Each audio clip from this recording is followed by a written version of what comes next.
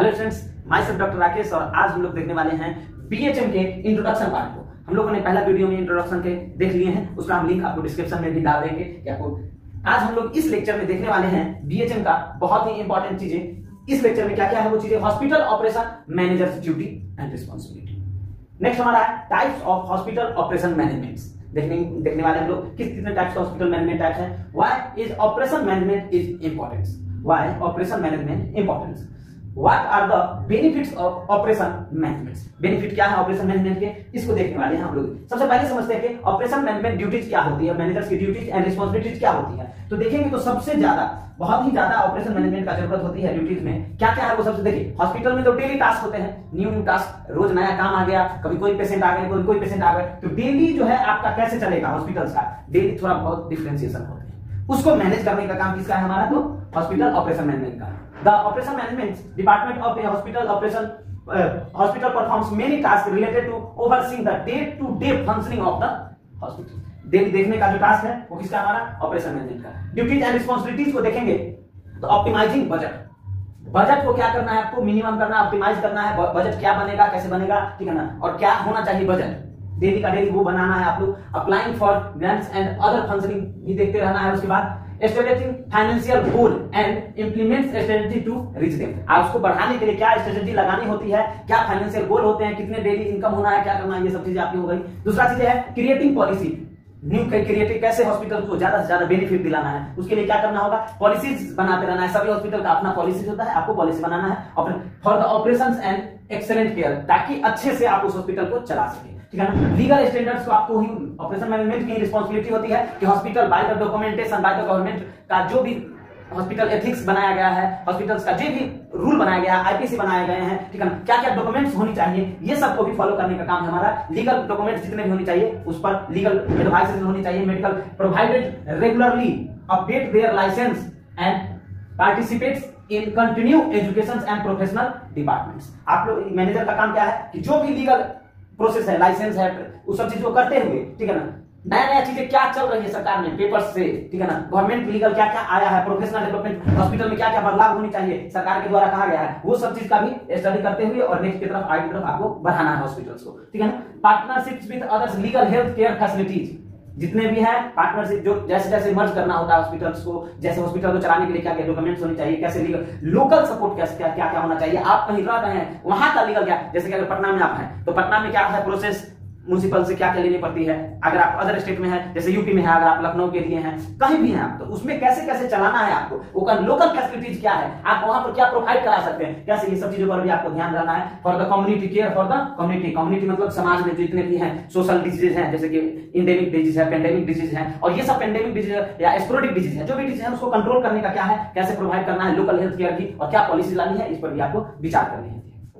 Overseeing the hospital staff needs, hospital का क्या staff need है, ये सबको भी आपको देखते रहना है। परफॉर्मिंग टास्क एंड ये देखिए रिकरेंटिंग्स अभी जो चल रहे हैं, जितने भी रिकरेंटिंग्स होंगे, ठीक है, वो सब पर भी ध्यान देते रहना है। Training and non boarding for the employee, नया एम्प्लॉय को क्या करना है, ट्रेनिंग भी देने का काम करना है मैनेजर्स का, कि इस हॉस्पिटल के जो जो रूल्स हैं उसको आपको फॉलो करने हैं, कैसे करने हैं, वो सब मैनेजर्स का काम है। एनालाइजिंग वर्क फ्लो, डेली का डेली वर्क फ्लो को क्या करना है, एनालाइज करना है। Update the strategy, daily strategy जितना भी है जो इंप्रूव कर सके हमारे एफिशिएंसी सर्विसेज को, जो इंप्रूव कर सके, उस पर भी आप लोग को मैनेजर्स को ही ध्यान होती है। इतनी सारी रिस्पांसिबिलिटीज हैं। अब हम लोग देखने वाले हैं और टाइप्स ऑफ ऑपरेशन मैनेजमेंट, कितने टाइप्स के हॉस्पिटल ऑपरेशन मैनेजमेंट होते हैं, मैनेजर्स होते हैं हॉस्पिटल ऑपरेशन मैनेजमेंट।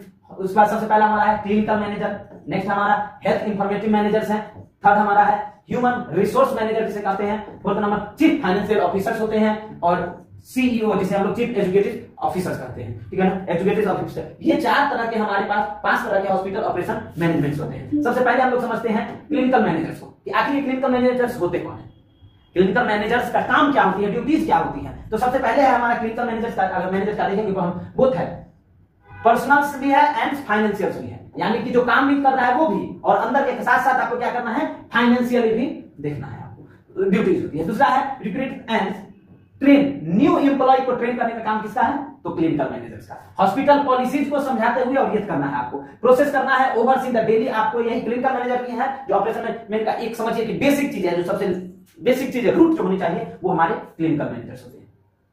और रिस्पांसिबिलिटीज इंक्लूडिंग अगर देखेंगे इसमें तो बहुत सारे डिपार्टमेंट है, जैसे कि डिपार्टमेंट ऑफ पॉलिसीज को देखना है, इंप्लीमेंट करना है, एस्टेब्लिशिंग एंड फॉलोइंग बजट पर भी ध्यान देते चलना है आपको, अटेंडिंग्स एंड लीडिंग्स मीटिंग्स, जो भी मीटिंग्स है जो छोटे स्तर पर जितने भी होते हैं वो मीटिंग का इंफॉर्मेशन देना और एक अटेंड करना होता है। जब अगर एचआर मैनेजर से, सीईओ से, सीएफई से अगर किसी से अगर मीटिंग हो रहा है तो उस सब में भी इसको अटेंड करना पड़ता है। ये जरूरत नहीं है कि आपको सीईओ का मीटिंग है तो आपको नहीं सेल्स मैनेजर को बुलाया जाता है और ग्राउंड लेवल की बातें जानी जाती है, ठीक है ना। परचेज मार्केटिंग में जो भी सामान खरीदना है ये सब डिपार्टमेंट देखने का काम किसका हमारा, तो क्लिनिकल मैनेजर का। क्लिनिकल मैनेजर का काम अगर मेनली देखेंगे तो मीटिंग का मेन हो गया आपका ड्यूटी, नए नए लोगों को ट्रेनिंग देना, हॉस्पिटल के फैसिलिटीज को बढ़ाना है और डेली कम बजट में डेली बजट अगर देखने की बात होती है तो वो क्लिनिकल मैनेजर।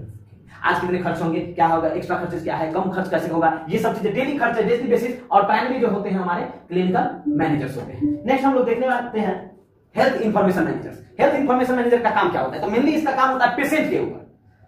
क्लिनिकल मैनेजर को हम लोगों ने देखा कि वो हॉस्पिटल के ग्राउंड लेवल पर चीजों को देख रहे थे, नए स्टाफ को ट्रेनिंग देने का काम, हॉस्पिटल के फैसिलिटीज और पॉलिसीज को बताना, सीईओ से चर्चा करना, जो भी स्टाफिंग जो होती है, जो अगर पेशेंट एम्बुलेंस का केयर करना अगर बुलाना होता है तो ये सब हमारा क्लिनिकल मैनेजर का काम है। लेकिन हॉस्पिटल्स के अंदर जब पेशेंट को मैनेज करने का काम किसका है, तो इन हेल्थ इंफॉर्मेटिव मैनेजर का काम है। इसमें अगर हम लोग देखेंगे overall collection, storage, processing and protection of the patient health care information main है यहाँ पर पेशेंट्स का data base storage, patient medical information such है, जैसे कि सिम्टम अगर कोई भी फाइल में कहां पर क्या होगा, कैसे रखाएगा, किसका फॉर्मेट क्या होनी चाहिए, ये सब काम देखने का जो मेनली हमारा हेल्थ इंफॉर्मेशन मैनेजर का है। डायग्नोसिस क्या होगा तो आपको जानकारी होनी चाहिए, ठीक है, तभी तो आप मैनेजर हैं, तभी तो आप आगे चल करके जैसे ही पेशेंट के जो अटेंडेंट होंगे, जो उनके फैमिली मेंबर होंगे, उनको एक्सप्लेन कैसे करेंगे जब तक आप डायग्नोसिस नहीं समझ पाइएगा, प्रिस्क्रिप्शन नहीं देंगे, टेस्ट रिजल्ट देखना, मेडिकल स्टोरेज करना, हिस्ट्रीज करना, मेडिकल, ये सभी काम हमारा किसका है, हेल्थ इंफॉर्मेशन मैनेजर।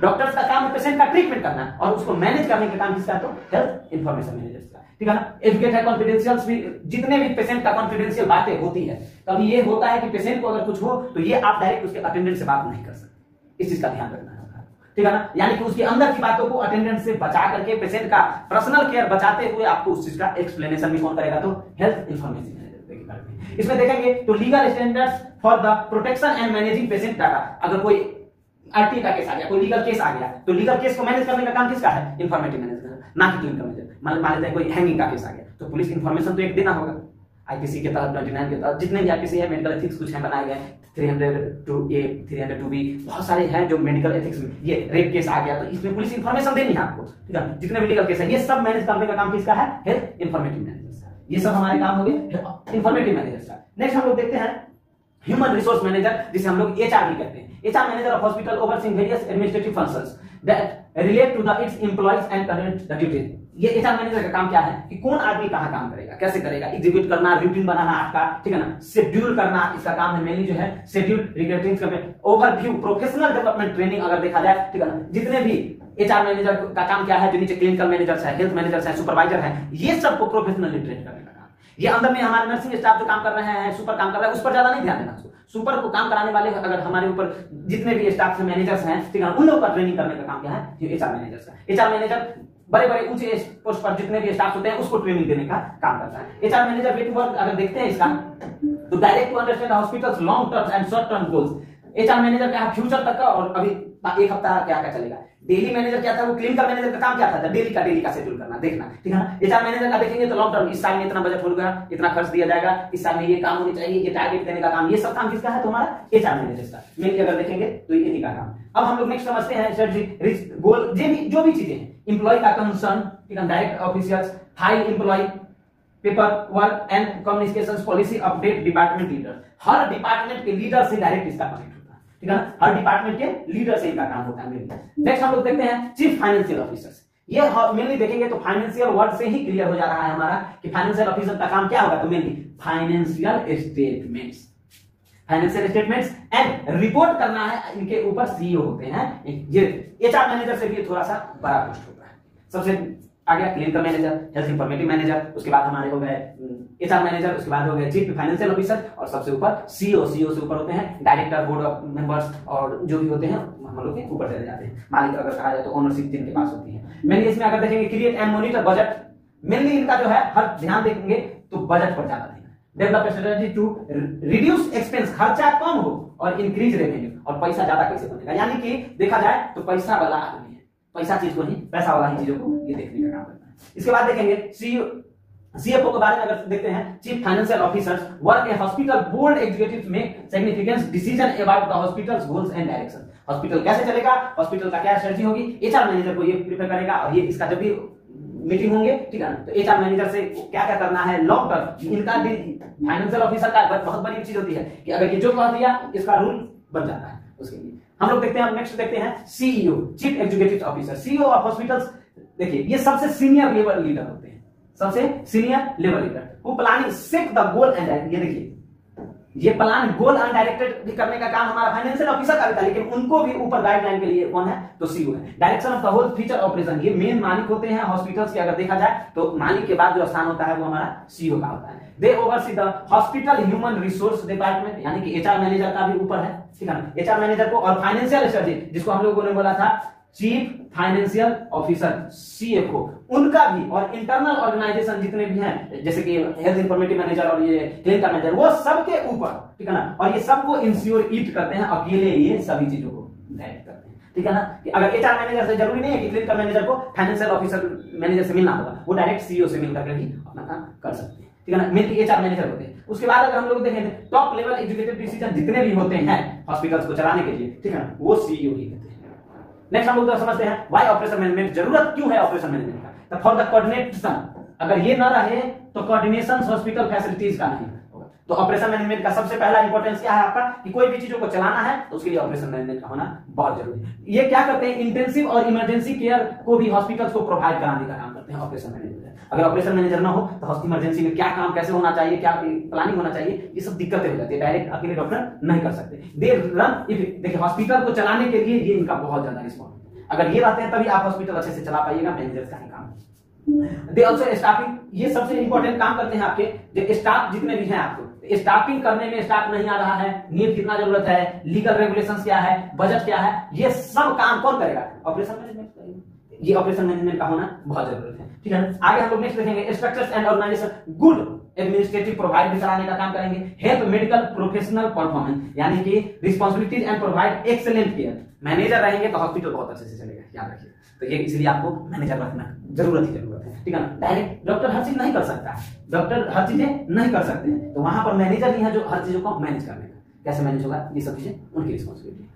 उसके बाद why benefits of operation management, क्या है बेनिफिट, इंप्रूव पेशेंट, मान लीजिए पेशेंट है तभी तो हॉस्पिटल है, देखिए काम इंप्रूव कराने का, पेशेंट का जितने भी एक्सपीरियंस है ये सबको फीडबैक नोट करना, वो तो अंदर की बातें हैं, जैसे कैसे हम लोग आगे पढ़ेंगे तो पता चलेगा हम लोग को, ठीक है ना। Improve patient experience, increase employee productivity, ये बहुत इंपॉर्टेंट है। नेक्स्ट है हमारा efficient budgeting and competitive advantage, ठीक है ना, क्या एडवांटेज होता है बजटिंग करना, ये सब काम करना किसका काम है, तो हमारा, तो ये बेनिफिट है। आपको पेशेंट का जरूरत है, एम्प्लॉय प्रोडक्ट बनानी है, कौन स्टाफ कहाँ काम करेगा, इसका पॉलिसीज बनाना, ये सब काम इसी में है, ठीक है ना। बजट मिनिमम में ज्यादा से ज्यादा एडवांटेज कैसे होगा, ठीक है ना। एक्सपीरियंस डेली का डेली पेशेंट का इंप्रूवमेंट, और पेशेंट अगर बढ़ेंगे तो बहुत अच्छी बात है।